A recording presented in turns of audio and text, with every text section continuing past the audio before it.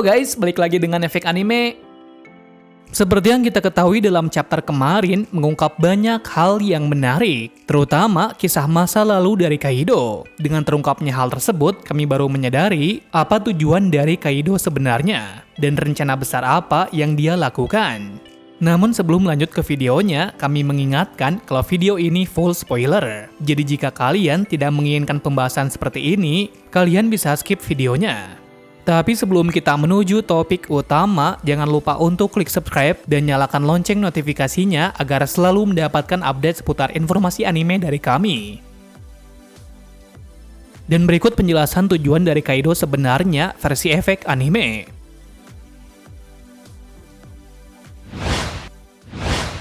Setelah beberapa tahun lalu arc Wano berjalan, Kaido merupakan salah satu karakter yang mendapat sorotan paling besar, mengingat dia adalah biang keladi dari terciptanya masalah besar di Wano Kuni, dan misi balas dendam dari pengikut Oden.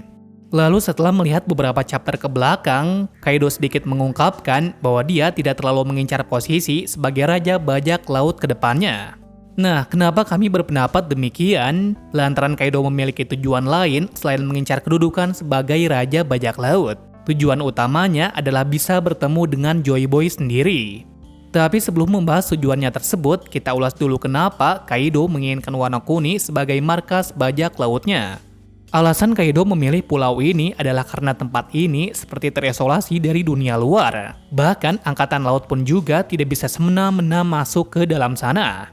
Karena hal itulah yang membuat Wano Kuni menjadi pulau yang sangat spesial.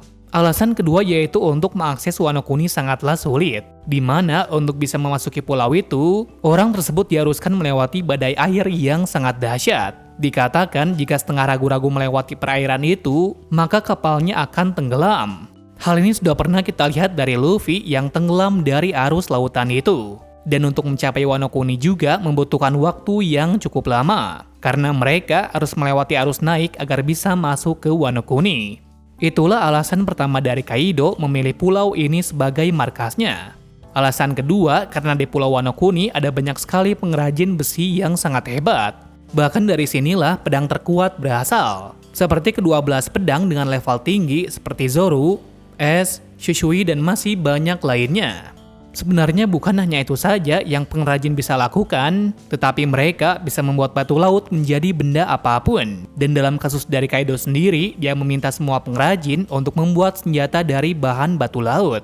Contohnya sudah terlihat dari paku yang terbuat dari batu tersebut. Dengan adanya hal itu, Kaido bisa membuat apa saja sesuai dengan kebutuhannya. Yang mana hal ini sangat pas untuk pertempuran melawan pengguna buah iblis. Lanjut dari alasan ketiga, yakni di pulau ini dia bisa menciptakan banyak sekali bawahan dengan dibekali buah iblis Smile yang dibeli dari Joker. Akan hal tersebut pun dia bisa membuat bajak laut terkuat yang pernah ada. Hingga ia pun dijuluki sebagai Raja Binatang Buas. Karena alasan itulah saat Luffy dan kawan-kawannya menghancurkan pabrik Smile, Kaido sangat marah. Karena hal tersebut bisa mengurangi pasukan bajak lautnya. Lalu alasan keempat, ialah ia bisa bertemu dengan Joy Boy di pulau ini. Ia berprasangka seperti itu bukan karena satu alasan, melainkan dia sangat mencurigai kenapa Yamato bisa mengetahui nama dari Joy Boy. Awalnya dia pun mengabaikannya saja, dikarenakan tidak mungkin bisa Yamato mengetahui tentang masa lalu. Apalagi dia tidak pernah membicarakan masalah ini dengan anaknya. Namun seiring berjalannya waktu, dia pun merasa curiga dari mana Yamato mengetahui tentang Joy Boy. Setelah memikirkannya, dia pun menemukan satu bukti yang valid, yakni Yamato ingin menjadi Kozuki Oden serta ingin membuka Wano Kuni. Yang mana hal tersebut juga membuatnya sangat muak, dikarenakan anaknya malah ingin menjadi musuhnya sendiri.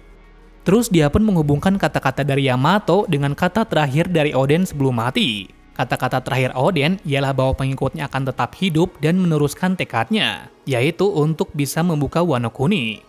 Setelah menghubungkan kedua itu, Kaido pun menjadi berpikir bahwa dia sudah mengetahui siapa Joy Boy sebenarnya.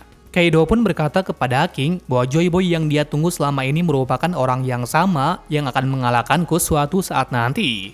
Kenapa Kaido bilang seperti itu? Lantaran dia tak terkalahkan dan tak bisa mati. Dimana hal ini sangat selaras kenapa dia tidak bisa mati walaupun sudah beberapa kali mencoba. Karena takdir kekalahannya masih jauh, tepatnya 20 tahun ke depan. Tepat sekali setelah 20 tahun, ada banyak sekali bajak laut yang menentang para Yonko. 11 bajak laut tersebut dijuluki sebagai generasi terburuk. Awalnya Kaido masih meremehkan mereka, karena anak muda itu terlalu mengada-ngada untuk bisa mencapai titik Yonko. Akan tetapi, setelah berhadapan langsung dengan Luffy dan lainnya pun, dia menelan ludahnya sendiri. Bahkan dia menganggap kalau mereka semua seperti monster yang liar, terutama Monkey D. Luffy. Saat-saat bertarung dengan Luffy, Kaido merasakan tekad Joy Boy ada pada diri Luffy. Dan benar saja, meski telah kalah 3 kali, akhirnya tekad Joy Boy yang sebenarnya muncul. Di mana Luffy berhasil membangkitkan awakening yang sangat mengejutkan dunia. Bagaimana tidak, buah iblisnya tersebut ternyata bukanlah Gomu-Gomu, melainkan Hito-Hito no Mi model Nika, yang merupakan representasi dari Dewa Matahari. Entah mengapa, setelah melihat Luffy berhasil membangkitkan awakeningnya, Kaido mulai merasa bahwa Luffy adalah Joy Boy tersebut. Lalu untuk memastikan apakah Luffy benar-benar Joy Boy, Kaido pun beberapa kali menyerangnya dan hampir membunuh Luffy pada mode itu. Tapi ternyata Luffy tak berhenti begitu saja dan bisa pulih kembali. Sejak dari situ, Kaido mulai merasa sangat senang dan bangga bisa melawan orang sekuat dirinya. Sampai pada akhirnya, pada chapter kemarin sebelum puncak serangan, Kaido bertanya kepada Luffy tentang dunia yang ingin dibuatnya. Luffy menjawab dengan lantang bahwa ia ingin membuat dunia di mana teman-temannya bisa makan dan minum sepuasnya. Mendengar hal itu, Kaido langsung menunjukkan rasa terkejut. Bukti itu sudah terlihat dari wajahnya. Kenapa Kaido terkejut mendengar impian dari Luffy? Karena impian dari Luffy sangatlah simpel dan berbeda dari kebanyakan orang kuat lainnya. Nah, akankah Kaido akan benar-benar kalah pada chapter selanjutnya? Menurut kami jawabannya tidak. Mengapa seperti itu? Karena jika melihat dari ekspresinya dan rentetan kejadian, Kaido masih bisa bergerak atau mungkin bisa berdiri. Di mana kami sangat yakin bahwa Kaido tidak akan melanjutkan pertarungan lagi. Karena dia sudah menemukan tujuannya setelah sekian lama, yakni bertemu dengan Joy Boy, seseorang yang akan membawa perubahan pada dunia. Hal ini sangat valid sekali dengan perkataan dari Kaido bahwa dunia sangat sulit untuk dirubah. Maka sebab itu, dia bertanya kepada Luffy tentang dunia yang diimpikannya.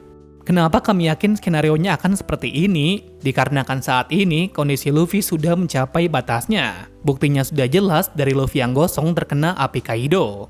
Tak hanya itu saja, Onigashima juga mendarat dengan aman di tanah Wano Kuni. Sehingga kita bisa berasumsi pada chapter depan, Luffy sudah tidak bisa bergerak lagi untuk beberapa hari. Mengingat dia sedang menggunakan stamina yang sangat banyak, terutama hakinya.